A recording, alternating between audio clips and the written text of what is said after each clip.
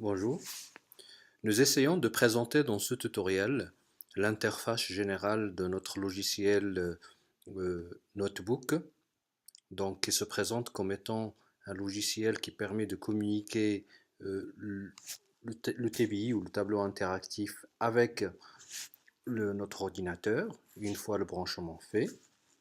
Donc de quoi il est constitué, cette interface qui est assez simple, d'une barre latérale là, et d'une barre d'outils qui se trouve en haut. Donc essayons de faire un survol rapide sur certaines fonctionnalités aux commandes de cette barre d'outils. Donc nous avons les deux boutons de navigation, page précédente et page suivante, sachant que notre présentation notebook se structure, se forme d'un certain nombre de pages écran.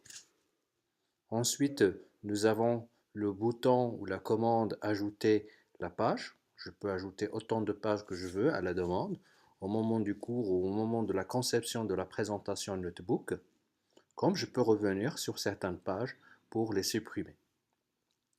Donc, toute manipulation peut être annulée à l'aide du bouton annuler ou bien rétablie lorsque c'est nécessaire. Une présentation notebook peut être sauvegardée à chaque fois que c'est nécessaire. Pour cela, donc on accède via la commande enregistrer qui nous donne la possibilité d'aller enregistrer notre fichier sous le nom qui apparaît ici et qui a l'extension notebook. Comme je peux à n'importe quel moment donc accéder à mon répertoire des précédentes présentations et pouvoir l'ouvrir, et dans ce cas-là j'ai l'accès à mes fichiers .notebook. Ensuite, nous avons un groupe de commandes qui s'intéresse à l'aspect présentation. Donc, je peux visualiser ma présentation notebook en plein écran ou bien selon un affichage qui choisit un certain degré de zoom.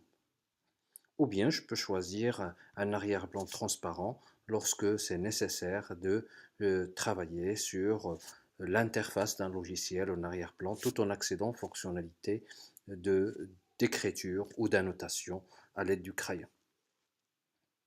Donc je peux revenir en passant sur le plein écran ou bien sur l'affichage. Donc l'affichage peut se faire soit avec une page complète à la verticale, comme ça, si nous avons des étendues de pages, nous pouvons voir les notes en bas, ou bien en largeur, lorsque je veux que ma page ou mon écran tienne toute sur l'espace de l'écran.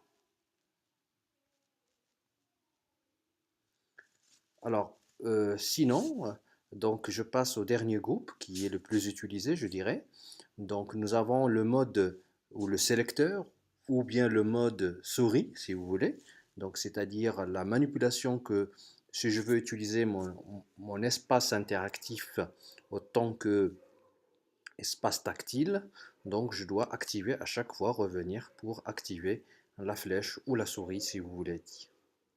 Alors sinon, donc j'ai le mode écriture qui se base ou bien utilise principalement un certain ensemble de crayons donc que je peux varier selon leur taille et selon leur couleur.